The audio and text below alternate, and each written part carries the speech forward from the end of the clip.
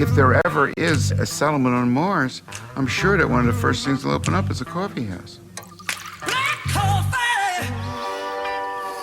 It's one of the most complex beverages on Earth.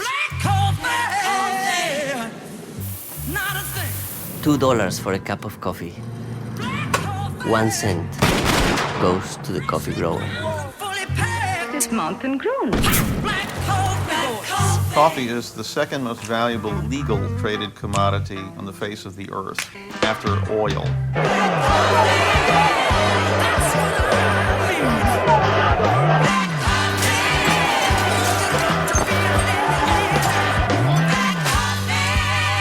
E preto pela cor do negro que deu toda essa riqueza para o seu patrão, né?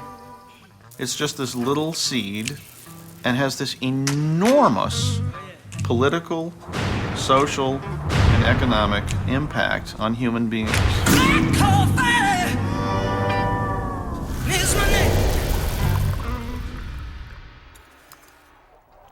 This is the epic story of a beverage that shares its birthplace with our earliest human ancestors.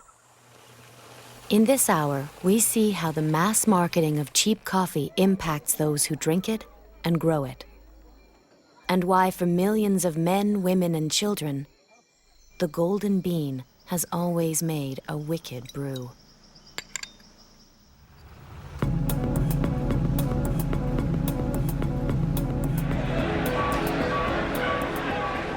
For over a century, coffee prices have been spiraling upward and downward in wild cycles of boom and bust.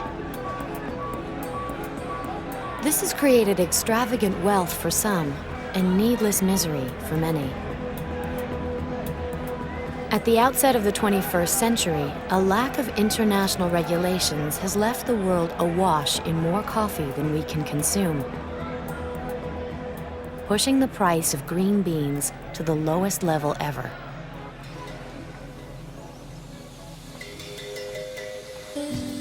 One of the countries most affected is the world's coffee giant, Brazil. Since the coffee market was deregulated in the early 90s, many changes have occurred in the industry in Brazil. There was a period of great difficulty for Brazilian markets because we would have very low prices like we are having now. Brazilian farmers fought harder to adapt, to produce in a more competitive way, reducing their costs. Coffee production has gone industrial in Brazil, with cheap beans grown in huge volume. Specialists like George Howell are trying to boost prices by finding a better quality Brazilian coffee, which will command a higher price from the roasters.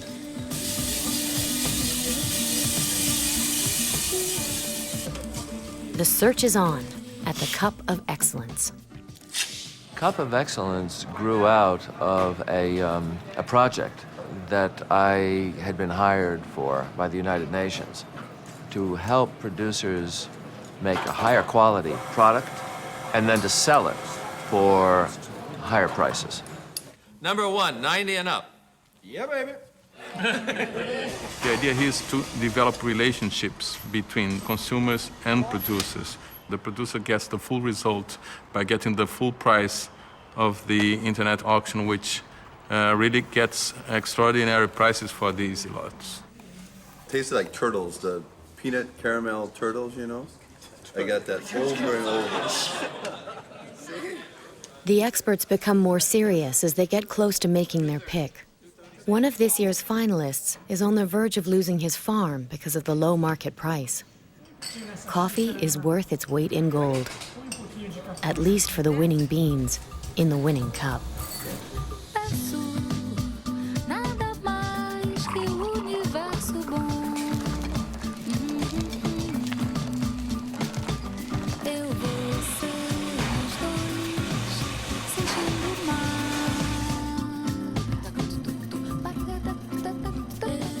The Cup of Excellence benefits consumers who have come to take for granted a good cup of coffee at a reasonable price.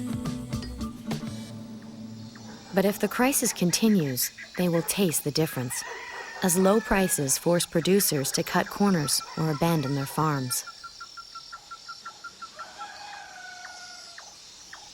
And while corporate roasters buying coffee benefit from low prices, the people dependent on growing coffee suffer the pain.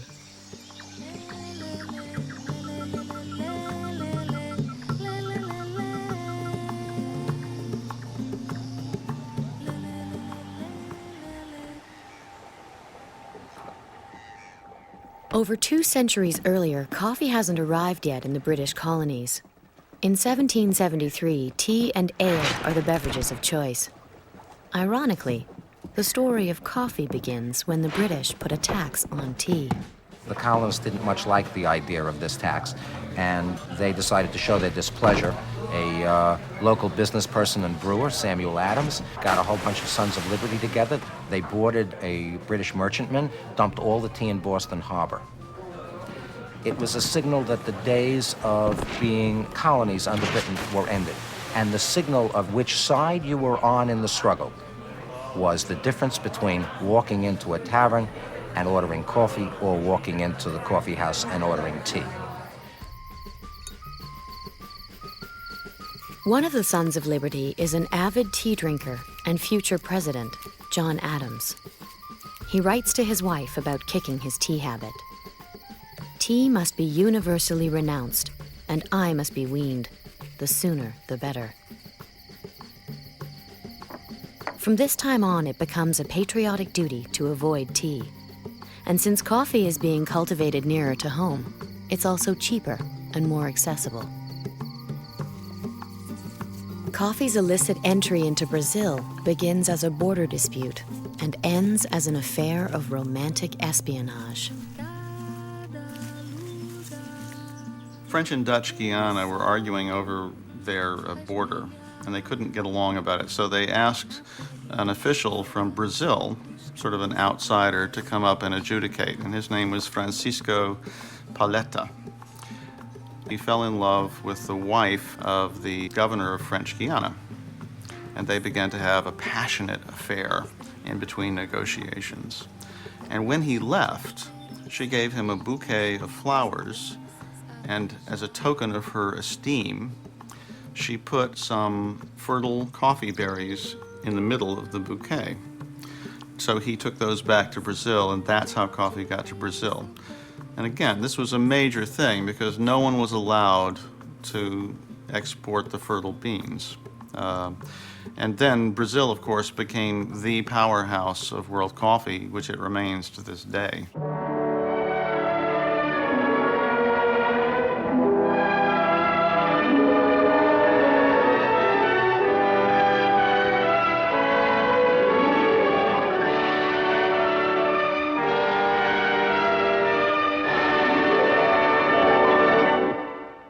Você não consegue contar a história do Brasil sem contar a história do café.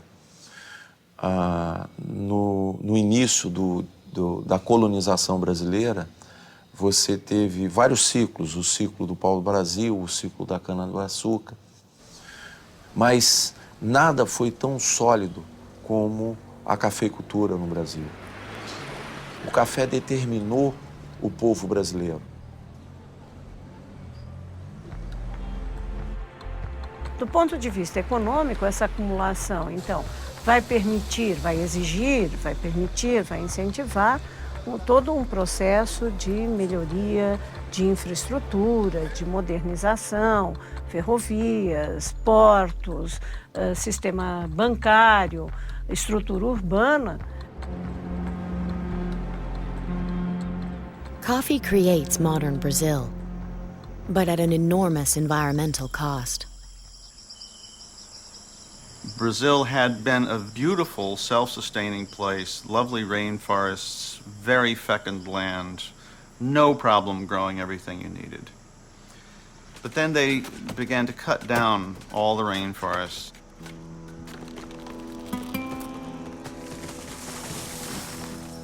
They would burn them. Se nós pensarmos que do que nós tínhamos, me parece que da Mata Atlântica, hoje em São Paulo, do que resta de mata nativa em São Paulo, hoje nós teríamos apenas 10%, por volta de 10%, se não me engano. E se nós olhássemos o mapa de São Paulo, sabendo que o café vai dominar toda a região. Brazil's agricultural methods have routinely emphasized quantity over quality. When the land is depleted, planters simply abandon their farms and clear new swaths of forest. If the environmental cost is great, the human cost is even more devastating. As Americans grow fond of coffee, plantation owners bring in slaves by the shipful to do the intensive work of coffee cultivation. Os escravos eles eram amontoados ali nos porões do navio como animais. E ali eles faziam as suas necessidades, tá? Eles tinham uma ração diária por dia, que muitas das vezes se resumia em fubá molhado para comer. E as condições desumanas pioravam mais ainda quando eles chegavam aqui no Brasil. Que já teve uma época que meu pai me disse que um escravo valia o preço de 16 bois.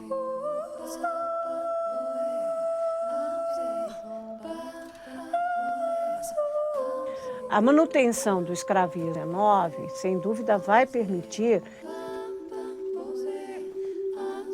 Quanto mais o café ganhava espaço comercial, mais se fazia necessário trazer escravos. Até nas próprias cantigas, nos próprios lamentos, que já vem de muitos anos, se fala muito nisso. O café vermelho da cor do sangue do negro e preto pela cor do negro que deu toda essa riqueza para o seu patrão, né?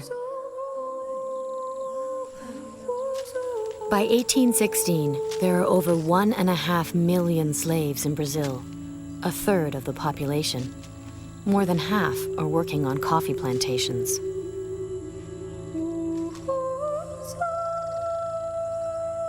O trabalho dos escravos, eles acordavam quando o dia estava amanhecendo ainda, trabalhavam o dia inteiro e só voltavam mesmo para a senzala e só quando estava anoitecendo, né? Era horas a fio de trabalho, com direito a comer uma vez só e o trabalho era muito pesado, muito pesado. Forma a relação, digamos, senhorial, esses homens que se enriquecem com o café, dessas elites de que eu falei, que se enriquecem no café no século XIX. E no período imperial vão estar obtendo do imperador títulos de nobiliarquia, né? São chamados barões do café. The plantation owners developed these gigantic fazendas with baronial houses, servants. They developed an incredibly privileged lifestyle, where they also felt privileged that they could go ahead and have sex with any of the slaves that they wanted, and if anybody objected, they could kill them. They were their own sort of mini government, and they were the dictator. E havia um sistema de controle bastante rígido, como se pode ver ainda pelo que restam de senzalas, de aparelhos de tortura nesse período.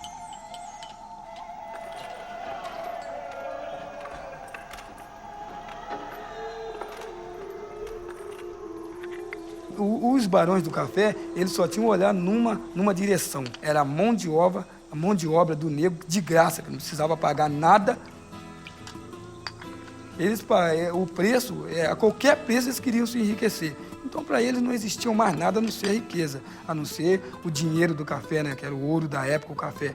Então, para eles, o que interessava era isso, o resto era o resto. Their pockets brimming with golden beans, the coffee barons hold on to their slaves as long as they can, making Brazil the last nation in the Americas to abolish slavery. But they keep their grip on the market for coffee, which is quickly becoming a staple of American life.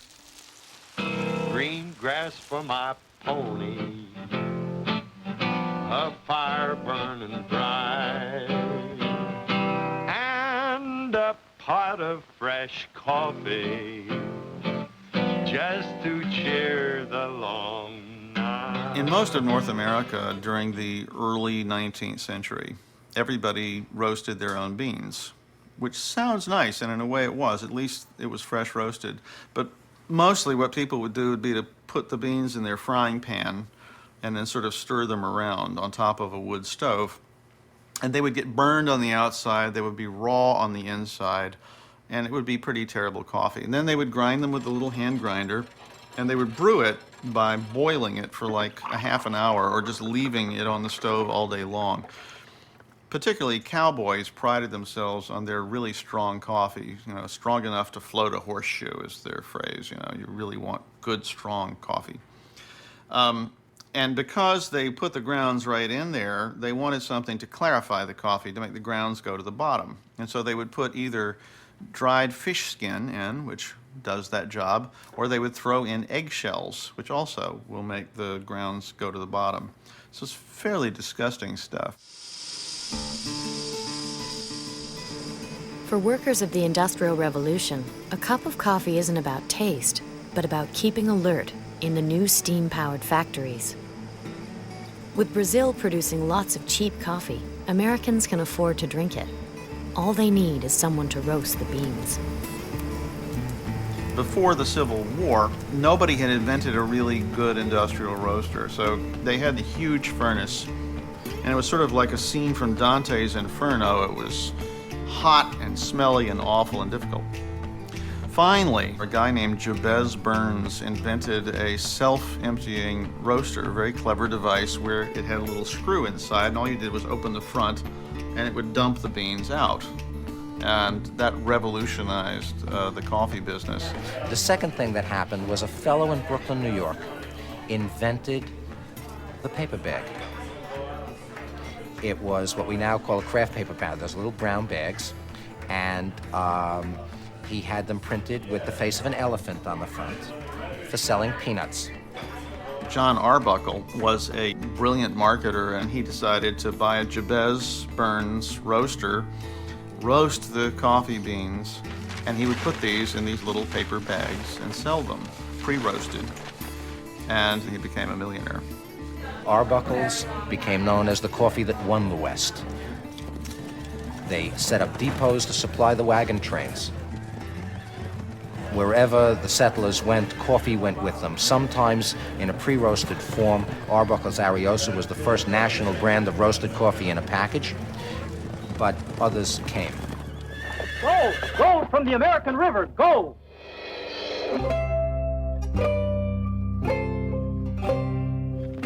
The gold rush attracts people from all over North America looking to make their fortune. One is a young man named Jim Folger, who comes from a famous whaling family. The Folgers were so famous that Herman Melville mentioned them when he wrote Moby Dick. They lived in Nantucket, but by the 1840s, the sperm whales were pretty much hunted out. So the young Folger boys, teenagers, were allowed by their parents to take ship to the boomtown of San Francisco to try to find gold. When they got to California, there wasn't enough money for all three of them to go up into the mining areas, and so James stayed behind, and he was eventually hired as a carpenter for Mr. William Bovee, who was going to start a coffee and spice mill in San Francisco. Boy, would it be to taste real coffee again. Maybe an egg or two. If you had a fresh egg to sell on the trail, you could get $10 for an egg. What do you figure you could get for a pound of coffee? At that time, most of the people in the gold fields were men, and they didn't have all of the equipment necessary to actually roast the coffee and grind it with them. And so James Folger realized that if they could roast the coffee and grind the coffee and take it up to the gold fields already roasted and ground, it would be better for the miners. And they immediately fell in love with this product. And Folger eventually took over the entire business and decided that he could make his fortune not from gold, but from coffee. In the late 1800s, Folger isn't the only businessman seeking his fortune in coffee. As per capita consumption reaches 10 pounds a year, branded coffee proliferates, and the roasting dynasties begin to take shape. Joel Cheek was a great coffee merchant. His firm, Cheek Neal Coffee Company in Nashville, was just a wonderful, wonderful roaster. And he served the great Nashville hotel, the Maxwell House. The President of the United States visited that hotel and tried the coffee and looked at it, drank it down, turned the cup upside down and said, "Bully, it's good to the last drop." It made his fortune. Another very famous coffee brand that started in the Boston area was two men named Caleb Chase and James Sanborn. And they began to put out Chase and Sanborn coffee. And again, they were brilliant advertisers. They sold a Mocha Java brand. The fact that it had very little coffee that came from Java or Mocha didn't make any difference to anybody back then. And the fact that they had to pre-stale the coffee before they sealed it into something or it would have blown up didn't seem to make any difference to anybody, and they did very well.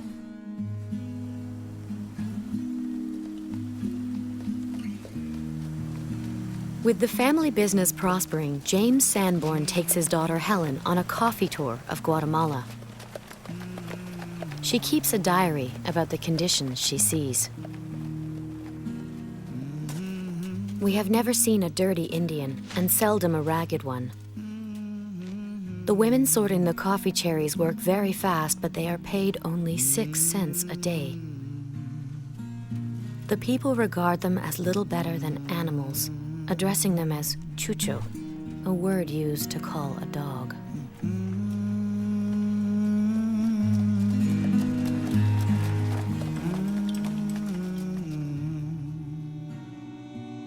The way coffee is grown determines the social structure of many Latin American countries, setting patterns maintained to this day. In Guatemala, like Brazil, coffee cultivation leads to the rapid growth of plantations owned by the wealthy elite. And the government, run by these coffee barons, assures a steady supply of Indian workers. The meaning of coffee to the Indians 100 years ago was just a way of forcing them to work. When coffee came up here in the 1830s, 1840s, Guatemala suddenly had an export crop. It suddenly had something they could make money on, which for, 400 years they had not had.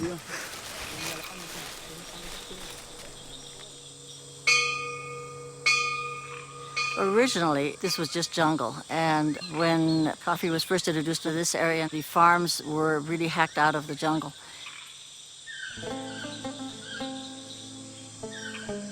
My grandfather, Bernardo Hanstein, came from Germany in 1892. He found himself a lovely German lady who was my grandmother, and they then made their living on the south coast near the Mexican border on a coffee farm. People were brought down from the highlands with the owners of new lands that were being opened up, and they stayed.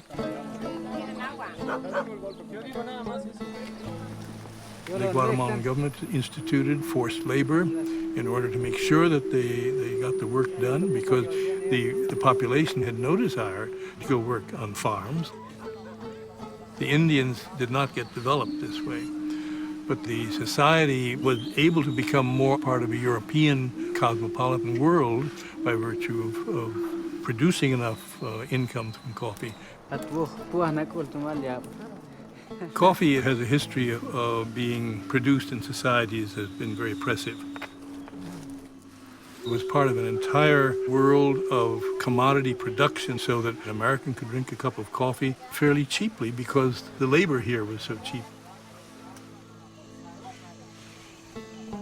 The question is a much bigger one than just why did coffee produce poverty by its production? And the problem, since the colonies have broken up, is these independent countries are gradually trying to pull themselves out of this inheritance of cheap production for the industrial world. Coffee-producing nations, still struggling to free themselves of their colonial legacy, are soon at the mercy of a new master, the wildly gyrating market. In 1880, that was the beginning of what's now called the boom-bust cycle. There would be too much coffee, the price would go down, people would then beware and stop growing so much, the price would go up, and then it would start all over again. Well, by 1900, the Brazilians were growing way, way too much coffee. And the price was so low that there was going to be a revolt. Brazil adopts a radical strategy, withholding part of the coffee harvest in hopes of boosting the world price. But the plan backfires. Because profits are guaranteed, farmers rush to produce even more. Before long, Brazil is buried in unsold beans. Because there was too much coffee, and because the market was artificially elevated in 1929, the coffee market crashed just a few weeks before the stock market crash. In fact, that was one of the causes of the stock market crash. And then we entered this prolonged Great Depression. Panic set in on the floor of the stock exchanges as the slump in prices wiped out the savings of countless Americans. The Great Depression quickly spreads. In Brazil, plunging coffee prices topple the government, and coffee elites install a new strongman. But unlike other Latin American dictators, Getulio Vargas rules with moderation. Faced with ruinous prices, he orders a drastic solution: burn the coffee.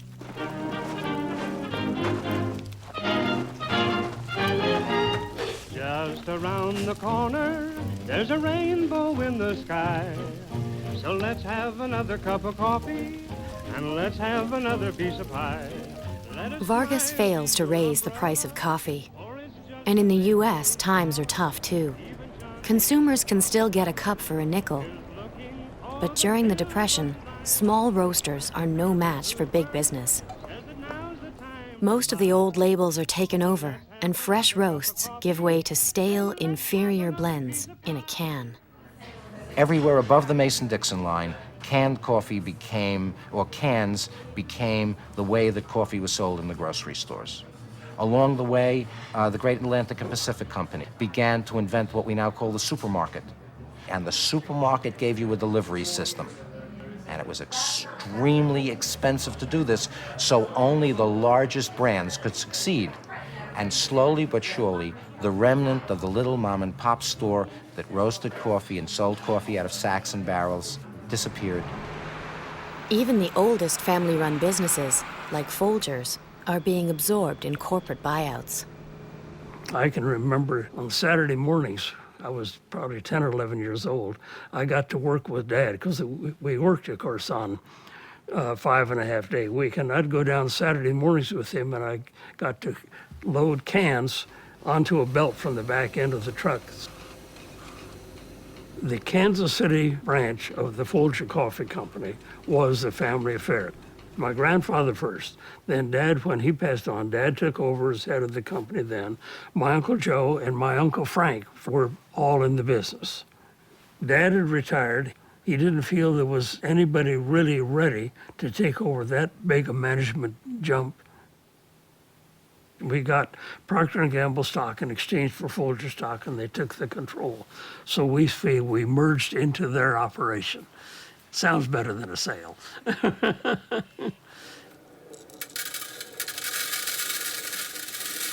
I don't drink Folgers anymore, although I'm sure the gourmet would be fine. To get fresh coffee that I like, I'm roasting my own coffee, buying green coffee that I know from experience is good, and roasting my own, grinding it, and roasting it every other day, so I always have fresh coffee.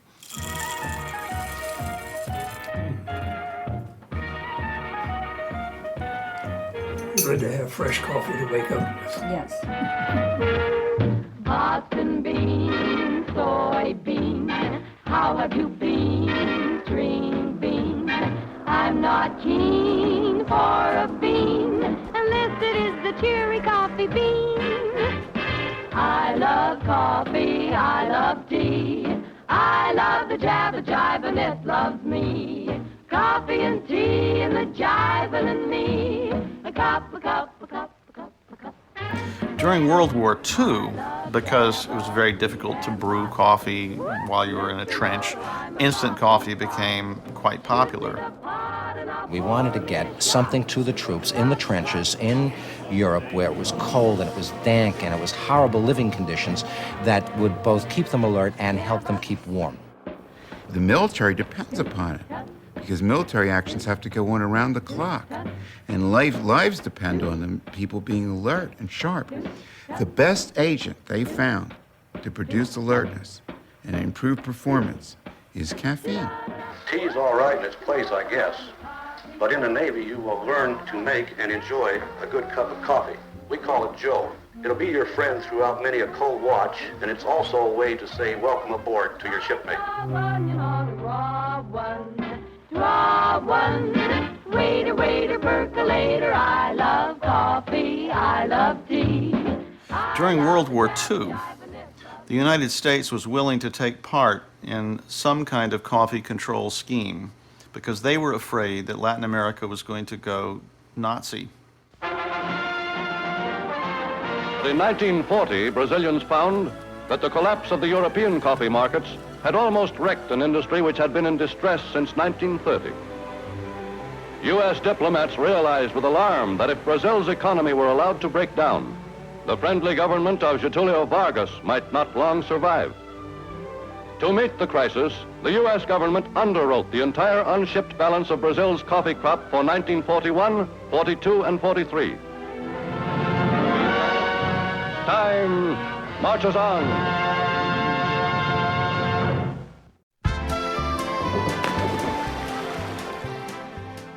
After the war, the coffee corporations bring instant coffee out of the trenches and into the kitchens.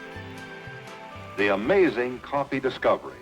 You know, Any resemblance to real coffee is purely coincidental.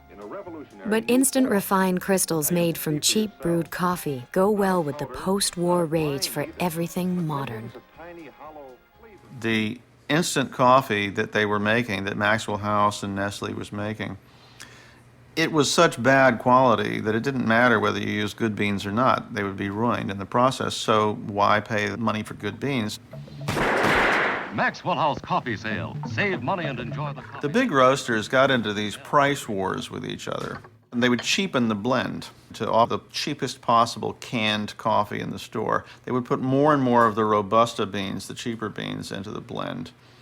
And as a result, what was happening was people were drinking less and less coffee. They were literally drinking less cups, but in the cups they were making more and more dilute coffee because it tasted so bad. While Americans are drinking worse and worse blends, Canadians are dunking their donuts in a finer brew. Hockey great Tim Horton stick handles his way from pucks to donuts, and good coffee to wash them down. The early marriage of the coffee and donut was an important one. Canadians' love of donuts. We're the biggest donut consuming nation per capita in the world. Two loves of Canadians, good coffee and a good donut at the same time under one roof. Tim Hortons is a quintessential Canadian coffee story, and the Canadian response has been pretty dramatic.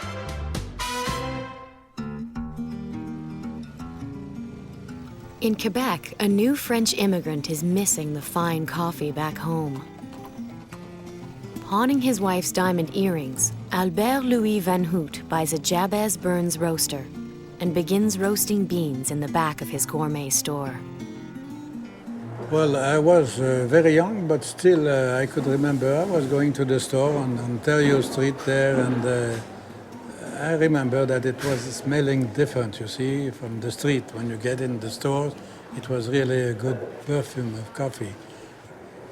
My father wanted to have very good coffee, the bon mélange. It's an art to make a good coffee.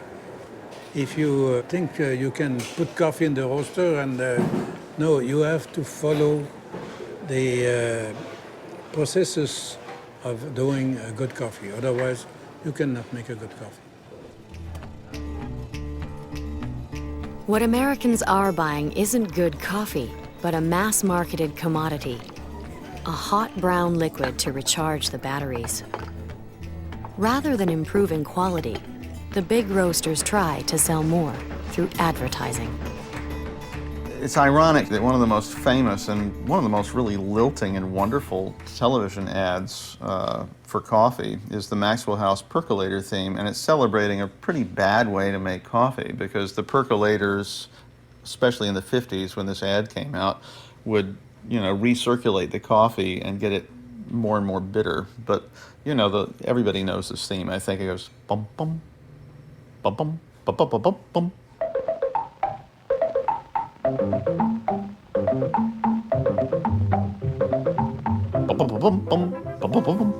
And, you know, it's a very happy little thing. Pour a cup of this good-smelling coffee. It will taste as good as it's... Folgers is the proud owner of the best and longest-lasting advertising campaign in the United States. Honey, your coffee's miserable. Honey, you won't be able to give your coffee away. Ned, really?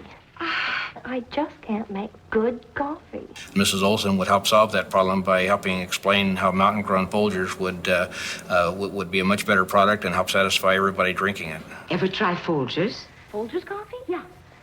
Is there some trick to it? Folgers is mountain grown. Mountain grown? That's the richest kind. When Mrs. Olson first came out, we all kind of laughed because she always wore an apron, and none of us wore aprons, even though that was kind of the housewifely thing to do. Right. Hey, what happened to your coffee, sweetheart? Sweetheart? This coffee's great. Now that's what I call coffee. Coffee is only getting better in TV land, while on the streets, consumers continue to drink less.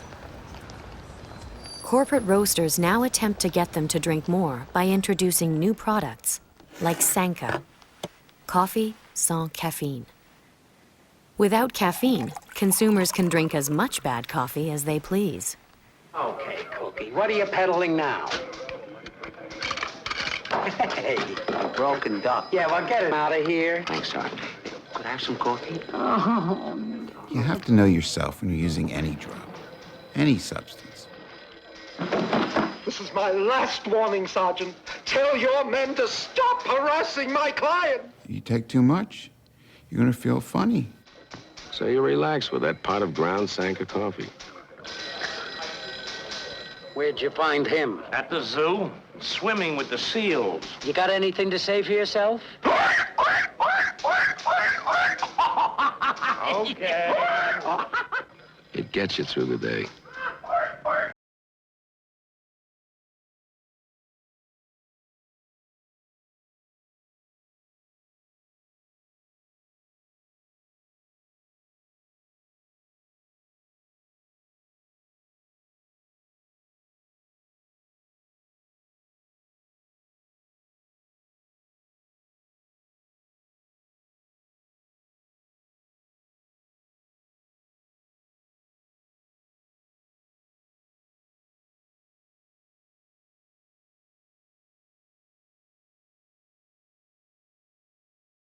Pushes the market price up for the first time in decades.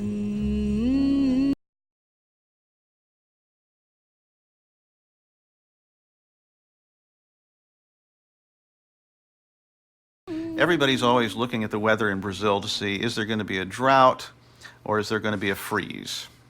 Those are the two things everybody elsewhere in the world prays for, and some people in Brazil pray for, because it boosts the price of coffee. So in 1950 and in 1954, that happened. The price spiked very quickly. Monday, August 27th, 1956, coffee increased another 3 cents a pound wholesale. I don't know how much it went up retail, but it probably went up.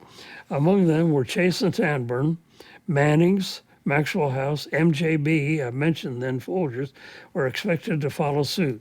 In most cases, the increase in the price of green coffee from South America has given the reason for the hike. Well, that's true, it had gone up. I can't think that if the price of corn went up substantially that we would have congressional hearings. But that's because corn is grown in the United States. But when the price of coffee spikes, we have congressional hearings. This happened in 1950, 1954, 1977. At the 1950 hearings, a guy named Andres Uribe from Colombia testified before Congress, and it's a remarkable speech that he gave, and it's still true today, where he basically said, look, when you're talking about coffee, you're not just talking about a simple commodity. You're talking about the lives of millions of people.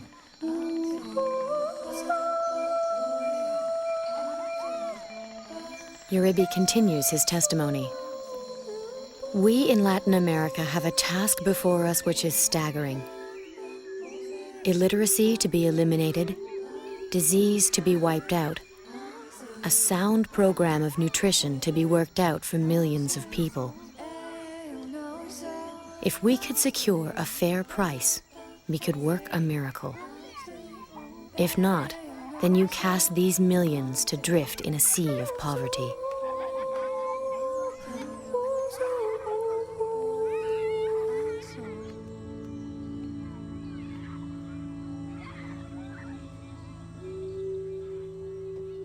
It's the coffee that goes with happy times. The richest coffee flavor known is Folgers flavor. Folgers flavor. No one pays much attention to Uribe. Consumers know little about the problems of producers in the South, and the big roasters have no trouble ignoring the situation. Mountain grown.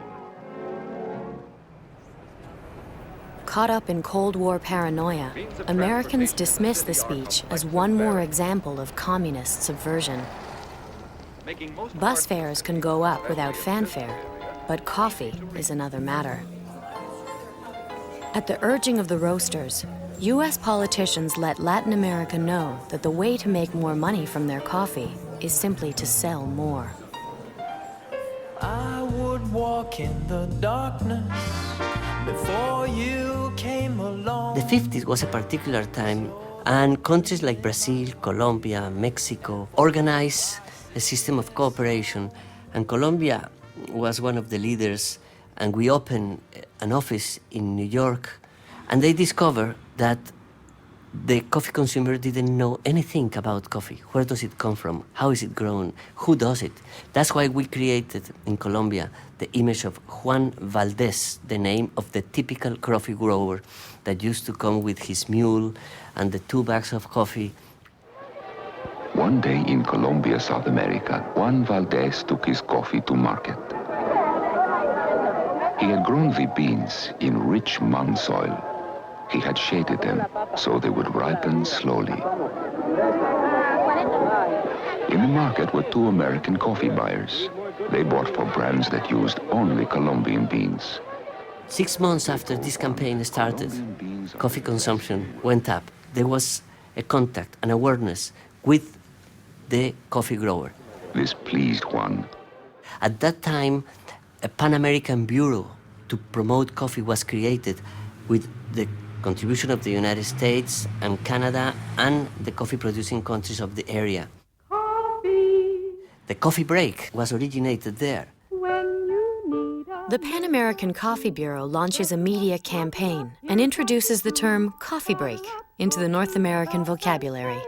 Time up for a coffee break. Would you like a better cup of coffee for your coffee break? The coffee break is a deliberate attempt to increase consumption, but the strategy does not reduce the oversupply of coffee. In Brazil, once again, the glut causes prices to collapse amidst cries for President Vargas's impeachment. Vargas responds in an open letter to the nation.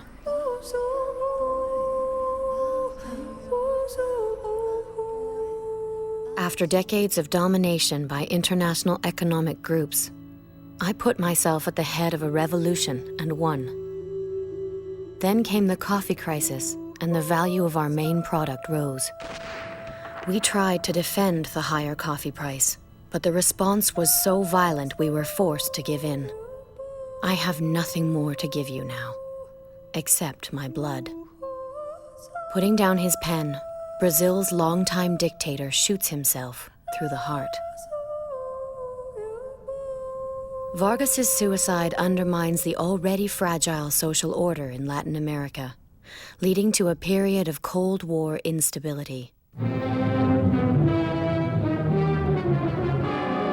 A communist-influenced government ruled Guatemala from 1945 until this summer, when exiled Guatemalans came back with guns. This was revolution. The anti-communist rebels invaded from neighboring Honduras. In Guatemala, President Jacobo Arbenz's land reforms are affecting the privileges of the coffee elite and foreign enterprises. Fearing a communist takeover, the CIA sponsors an invasion. It's a disaster for the country. The new president annuls the reforms, and years of oppression and bloodshed follow. 2,000 miles away, the United Nations met an extraordinary Sunday session. Russian delegate Serapkin got Lodge's blunt warning. Representative of the Soviet Union, stay out of this hemisphere. And don't try to start your plans and your conspiracies over here. Despite the U.S. warning, Cold War tensions only escalate. From the coffee fields of Latin America to the rice paddies of Southeast Asia, the U.S. engages in an anti-communist campaign culminating in the Vietnam War. Faced with a threatening adversary, the U.S. is prepared to make a new alliance. In 1962, finally, the United States entered what was known as the International Coffee Agreement. They weren't afraid of Nazis anymore, but they were afraid of communists. They felt that if the price of coffee went too low, there would be revolution all throughout Latin America. So they were willing to enter this sort of OPEC agreement for coffee called the ICA, the International Coffee Agreement. The coffee agreement was the result of a political agreement adopted at the highest level to create better trade conditions for the commodities that were produced by more than 50 or 60 developing countries around the world. And there were different approaches. For coffee, it was the quota system. Under the quota system, producing countries agree to limit the amount of coffee they export, and consuming countries agree to limit what they import. Despite constant battles over quotas, the system works. Coffee growers enjoy the longest period of relative stability they have ever known. But like most price control schemes, the agreement is subject to political and economic pressures. Nobody was ever very happy with this agreement. It involved all the consuming countries, well, except Russia never joined it. And it involved all of the producing countries, all of whom were jealous of each other. There was a constant fight as to what the quota should be. In 1989, the whole thing fell apart. Brazil wanted to back out of it for various reasons. The US wanted to back out of it because the Cold War was ending. Cold War was over. The Berlin Wall had just fallen.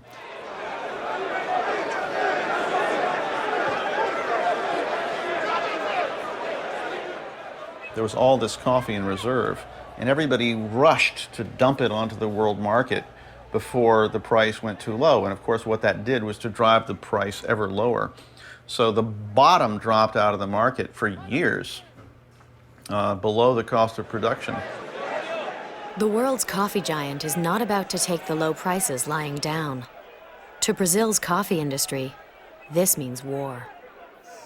Eu termino sempre com a frase do general de guerra chinês Sun Tzu, que dizia que na paz, prepare-se para a guerra, e na guerra, prepare-se para a paz. E eu termino dando um enfoque, o que isso representa dentro do mercado de uma commodity como o café. O produtor, durante os preços baixos, ele tem que se preparar para os preços altos. E durante os preços altos, ele tem que se preparar para os preços baixos. Que esses ciclos são inevitáveis.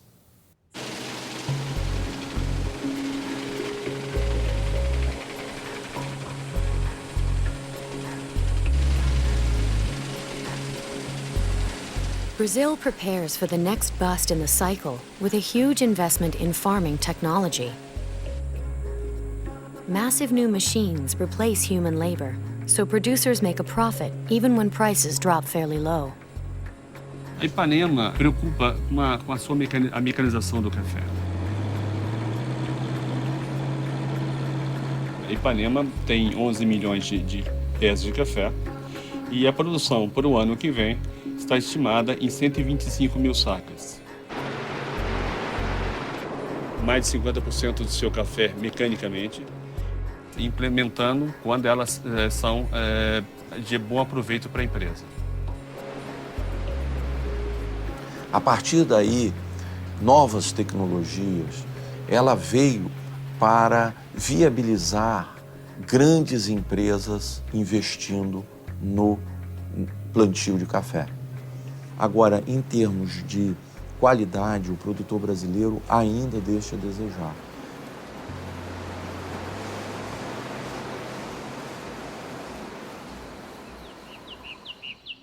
As the quality of Brazil's industrial crop is dropping, the multinational corporations are getting their coffee cheap. They are the winners when Brazil's production hits a record 50 million bags. But the real corporate windfall comes when a war-weary, tea-drinking nation bursts onto the coffee market. In just a decade, Vietnam's production swells by over 1,000%. Vietnam became the second largest coffee producing country in the world. And the coffee they're producing is primarily Robusta, which is a low quality coffee in the first place, but it's also, they're producing bad Robusta. Well, what's happened is they've flooded the world with bad coffee, and that's the real reason for this coffee crisis. Now, Brazil is also growing way too much Robusta. It's not just Vietnam. But there's no question that this is all tied in together. You say the word Vietnam to a coffee grower in Guatemala, and they will, make the sign of the cross and spit at you because, they blame the Vietnamese for the current coffee crisis and for the fact that they can't make a living. After a century of boom and bust, the world's worst commodity downturn becomes a full-blown global crisis. The effects are nowhere greater than in the coffee-growing regions of Central America. Here, entire communities are dislocated, and families have little access to the basic necessities of life. Pues lo que es la crisis de café es una pobreza que existe entre la familia, entre ambos, pues esposo y hijos, porque sabemos que los de la crisis del café sufren los niños, lo de que es la salud, lo que es el vestuario y el estudio.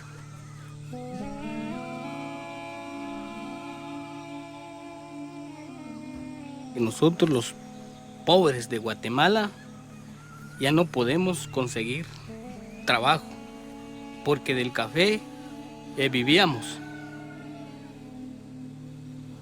Porque no hay trabajo aquí, tenemos que emigrar.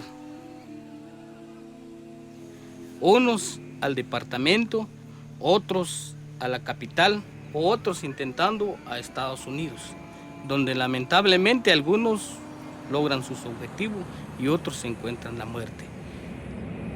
Él es Jesús López Ramos, él es originario del estado de Jalisco y el estado de... The crisis captures the world's attention when 14 Mexican coffee farmers, searching for a way to feed their families, die crossing the Arizona desert.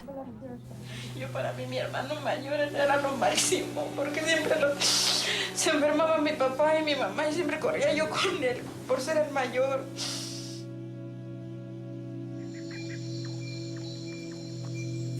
At the turn of the 21st century, many of the people who produce our coffee are only marginally better off than their enslaved ancestors.